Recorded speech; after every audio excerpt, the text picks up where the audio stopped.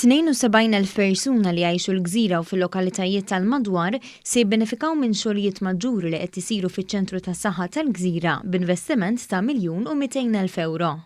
Waqt żjara fuq il-lant tax-xogħol, id-Deputat Prim Ministru Ministru għas-Saħħa Chris Fearne qal li l-post ġie ġebel u saqaf biex issa jsir xogħol estensiv kemm fuq ġewwa kif ukoll fuq barra u s-servizzi li jingħataw ikunu kollha ġodda. Carmen Ċantar, il-kap eżekuttiv tal-Fondazzjoni għas-Servizzi Mediċi, il-fondazzjoni li qed tuħsib id-diżinn u l-implementazzjoni tal-proġett, spjegat li x-xogħol f'dan iċ-ċentru beda f'Mejju. Ix-xogħlijiet kienu varji, bażikament bdejna milli strippjajna l-building kollu, neħejna s-servizzi kollha antiki u għamilna anki xi changes li kien hemm bżonn fl-istruttura. Ma kinux massivi, l-ikbar waħda kienet bażikament li noħolqu l-lift.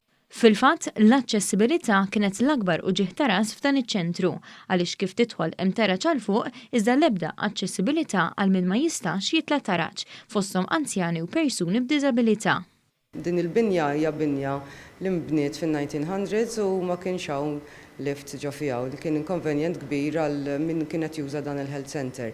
Bdejna nagħmlu l-xogħlijiet rigward dan, ħanibdlu wkoll l-X-ray machine li kien hawn ġew li proġett fih innifsu sabiex nipprovdu X-ray machine li hija aktar adattata għaż-żminijiet tal-lum. Il-pjanu li x-xogħol ikun lest lejn l-aħħar tal-ewwel kwart tas-sena d-dieħla f'Marzu tal-2021 biex mix-xahar ta' wara jibdew jingħataw is-servizzi mill-ġdid. Sakemm qed isir dan ix-xogħol, is-servizzi qed jingħataw minn binja temporanja fil-viċin u miċ-Ċentru Tas-Saħħa fil-Furjana. Intant, il-Fondazzjoni għas-Servizzi Mediċi għaddejja wkoll b'xogħol fuq iċ-Ċentru tar-Raba' Tawdex taqsima ġdida fl-Isptar Mater Dei dedikat tal-infezzjonijiet serji, sptar psikjatriku ġdid u blokka ġdida tal-outpatients.